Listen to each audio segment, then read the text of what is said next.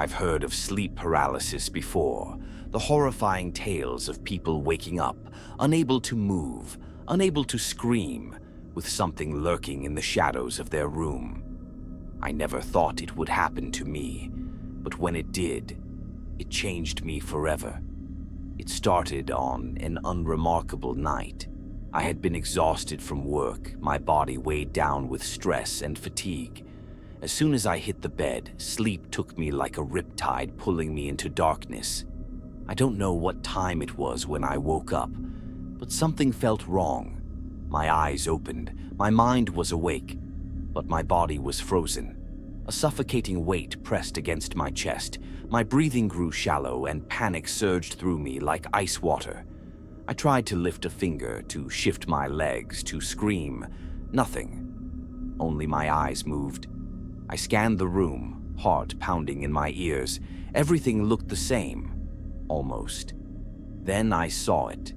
At the foot of my bed, standing in the dim glow of my nightlight, was a woman. A tall, gaunt figure draped in a tattered black dress. Her face was obscured, shadowed, but her presence alone sent an unnatural chill through the air. My pulse throbbed in my skull as she took a slow step forward. Her bare feet barely made a sound on the floor. A voice screamed inside me, telling me to move, to get up, to do anything to break free from this paralysis. But all I could do was watch as she crept closer. Then, as she reached the edge of my bed, she bent down, and I saw her face. It was my mother's, but my mother had been dead for 3 years. I tried to scream, but my throat was locked. My mother, no, that thing wearing her face, knelt beside me, pressing an ice-cold hand to my forehead. I could feel it, a touch as real as any other. Her eyes, empty and hollow, stared into mine as if searching for something. I wanted to cry, to beg her to stop, to tell her I missed her. But my voice remained stolen.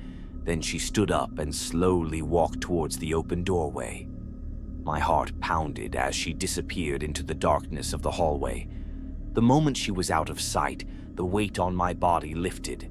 I gasped, sitting up so fast I nearly tumbled out of bed. The house was silent. My room was empty. I ran down the hall, yelling for my mother, knowing deep down how impossible that was. A door creaked open, and someone stepped out. But it wasn't her. It was my dad. His face was lined with sorrow as he pulled me into an embrace. "I miss her too," he whispered. I didn't tell him what I saw. I couldn't. I just nodded and let him hold me. That night, I didn't sleep. And I didn't sleep the night after either. But it didn't stop there. A few weeks later, it happened again. Same paralysis, same unbearable weight. But this time, the room was filled with a strange, electric hum. A sound that felt like it was alive, crawling under my skin. It grew louder and louder until it was deafening. That's when I noticed the closet door was slightly open. I never leave my closet open. And within the darkness of that narrow crack, I saw it. A face, stretched, distorted, grinning wider than humanly possible. The moment my eyes locked onto it, the door slammed shut with a force that rattled the walls.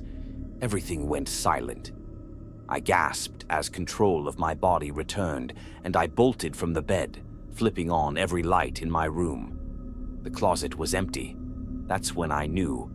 This was never just sleep paralysis. It was something else, something real. And the worst part, the more it happens, the closer it gets.